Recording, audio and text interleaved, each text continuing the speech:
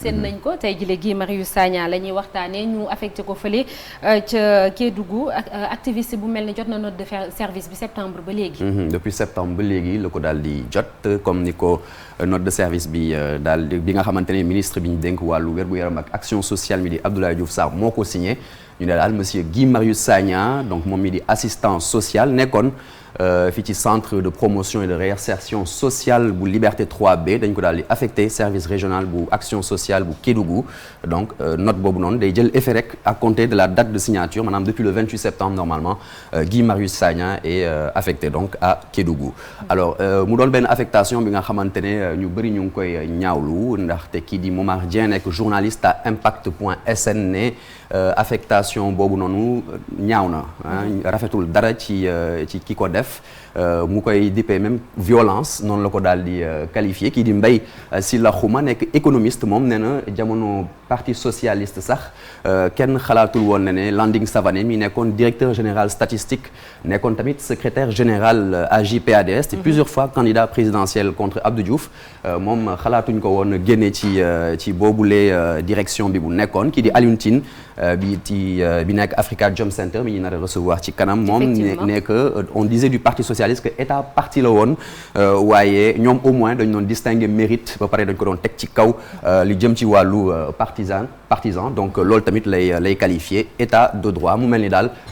affectation boobu dafa mel ni ñi nga xamante ni dañuy déranger nit yi lañ koy faral di def donc dañ leen di faral di yónni surtout ci zone Sénégal boobu noonu. d'accord alors Marcel loolu du guléet parce que ci jamonoy président Senghor ba léegi daanaka dañuy utiliser parti Sénégal boobu la mel ni pour punir ay nit. voilà donc justement voilà effectivement parce que depuis le régime Léopold Sédar Senghor yaa ngi koy wax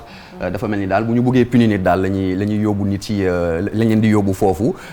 donc zone boobu di ancienne région du Sénégal oriental mi nga xamante ne Tambacounda Kédougou ñoom ñoo ko seq mu di benn région boo xamante ne sous-sol bi bëri na am sax bu ñu affecté kenn normalement war na kontaan dem foofu waaye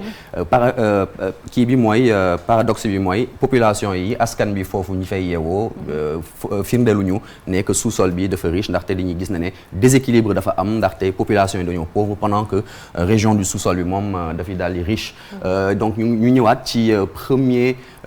première action bi nga xamante ne autorités yi jot nee na sànni benn koo xamante ne dañ ko considérer peut-être comme ennemi ci zone bi nga xamante ne moom mooy Kédougou pour le cas de Mamadou Dia en tout cas moom mi nekkoon fii président du conseil en décembre 1962 on rappelle l'histoire yàgg nañ ko fi wax motion de censure bi nga xamante ne député yi dañ ko déposé woon dañ ko bëggoon a voté ngir fexe ba kii di Mamadou Dia nekkoon fi président du conseil ñu daal di koy tëbal ci postam moom mi nag nekkoon aux commandes de la gendarmerie mu daal di yónni ay troupam ngir ñu empêcher vote boobu à l'Assemblée nationale loolu waral député yi daal di dem finalement chez Lamine Gueye ñi ngi naan ci Lamine Gueye ñi ngi naan ci Jean Collin foofu la ñu daal di voté boobu les motions de censure et puis quelques jours après ñu daal di jàpp kii di Mamadou Dia par détachement avec un détachement de paracommando ñoom ñoo daal di ñëw pour jàpp ko ñu daal di ko traduire devant la haute cour de justice du Sénégal du 9 au 13 mai atum 1963 Ousmane Camara mi nekkoon fi procureur général moom pourtant requérul benn peine à l'encontre de Mamadou Dia mais taxul dañ ko daal di condamné à la peine à perpétuité pare ñu daal di ko donc justement détenir au centre spécial de détention de Kédougou balaa ñu kaa libéré en 1974 à la suite d'une grâce présidentielle. ba muy dem Kédougou du woon moom dong am na yeneen ñeent yu àndoon ak exactement du woon moom dong parce que noonu lañu moo tax ñu daal di ko tuddee les 4 alliés de Mamadou Dia ndax kii ni Valdiodio Ndiaye nekkoon fi ministre de l'intérieur atum 1957 donc mai 1957 ba novembre 62 après daal di doon ministre des finances novembre 62 ba décembre 62 yaagul dara bu ñu seetloo sax ñett yi loolu mooy seen particularité c'est que dañoo nekk benn ministère de 57 à partir de 57 ba 62 ba novembre 62 ku ci nekk ñu changer le poste ministériel ba décembre ñu daal di lay door arrêté donc ci wàllu boobu noonu ki mel ni Ibrahima Sarr ku mel ni Joseph Mbaye mais Alioune Tall moom ministre de la jeunesse et des sports la woon de mars 60 à mai 61 nekkoon fi tamit ministre des transports et des télécommunications de mai 61 à novembre 62 donc ñoom ñett dañ leen condamné à 20 ans de prison ba mu des donc kii di Alioune Tall moom juróom-ñeenti atu kaso lañ ko daal di tëj ñoom ñeenti ñëpp ñu daal di leen incarcéré à Kédougou comme ni nga ko waxee donc les trois ont été graciés en 1974 donc 11 ans lañ daal di tëdd comme Mamadou Dia et puis Alioune Tall lui naturellement il a purgé sa peine parce que ginnaaw bañ leen di gracier jamono jooju fekkoon na Alioune Tall purgé woon penam à 9 ans déjà voilà donc à part ces quatre là il y a d'abord les aveux du procureur général de l'époque Ousmane Camara pour wane ne affaire bi dafa mel ni complot politique la woon ndaxte kii nekkoon fi procureur général di Ousmane Camara nee na haute cour de justice boobu noonu ñi fa fekk dafa mel ni ci parti au pouvoir bi la ñu bokkoon ndaxte on y retrouvait même des députés yi nga xamante ne dañoo voté motion de censure boobu ñu fekk leen ci haute cour de justice boobu ñu xamoon déjà naka la procès bi naroon jeexee rek mu mel ni comme li koy firndeel muy participation magistrat yi doon président Ousmane Goundiam ak juge d'instruction bi nekkoon Abdoulaye Diop ak procureur général yi loolu yëpp dafay fexe rek ba mën a nëbb loo xamante ne au fond ñëpp xamoon nañ ne naka lay jeexee donc ces déclarations ñu daal di ko jëlee ci autobiographie bi nga xamante ne Ousmane Camara da ko daal di publier en 2010. ginnaaw Kédougou tamit Kédougou Tambacounda am na ñu fa doon yóbbu. effectivement comme kii di Barthélémy Diaz moom nga xamante ne dañ ko daal di condamné à 6 mois de prison pour outrage à magistrat dans l'exercice de ses fonctions et diffusion de fausses nouvelles moom ci affaire arrestation papam bi di Jean-Paul Diaz par la division des investigations criminelles benn jour vendredi saint ñu ngi koy fàttaliku cathédrale Dakar la woon dañ ko daal di rek transféré à la prison de Tambacounda en août 2006 ginnaaw Barthélémy Diaz il y a eu Malick Noël Seck lui aussi l'outrage à magistrat nekkoon fi secrétaire général de la convergence socialiste moom nag dafa déposé woon benn lettre conseil constitutionnel muy fàttali juge yi seen responsabilité loolu taxoon ñu condamné ko en 2011 à 2 ans d'emprisonnement menace de mort outrage à magistrat loolu le jugement bi daal di rendre ñu daal di ko transféré moom à la prison de Tambacounda alors à part lui il y a aussi plus récemment Abdoulaye Roger Dieng moom nag dafa mel ni agent la boo xamante ni ci biir ministère de la pêche dafay déranger ndaxte nekkoon na fi secrétaire général du syndicat des travailleurs des pêches et de l'aquaculture du Sénégal moom dañ ko daal di affecté foofa ca Saraya nekk au sud-est dans la région de Kédougou toujours donc dafa mel ni rek bu dul Tamba di Kédougou Téliko également le juge qui aurait eu des déboires avec Malick Sall dafa mel ni ñoom ñaar seen relation taxu ko demee noonu loolu waral ñu daal di koy affecté à la cour d'appel de Tambacounda lu ko mën a firndeel mooy le 22 novembre d'après les échos des échanges houleux ñoom ñaar daal mook Malick Sall waxtaan gi ñu fa jot a am lors de la réunion du conseil supérieur de la magistrature ay échanges houleux la woon kii di Téliko ne ko amul lenn lu ñu ko mën a reprocher moom daal il n'est coupable d'aucune faute yàgg na def liggéeyam comme ni mu ko waree waaye kii di maître Malick Sall daal di fàttali ne rek ne moom il a besoin d'hommes d'expérience ay nitu expérience la soxla ci cour d'appel bu Tambacounda loolu waral mu yóbbu ko fa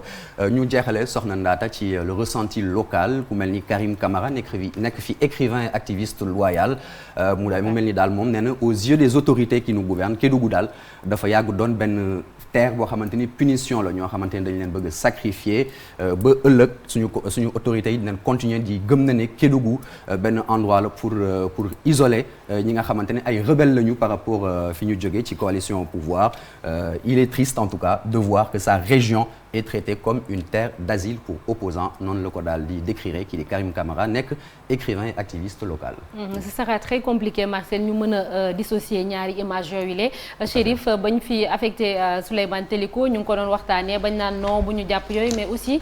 Chérif est-ce que jamono ji mën nañu ak Marcel lim ñu fàttali nii yëpp ndax mën nañu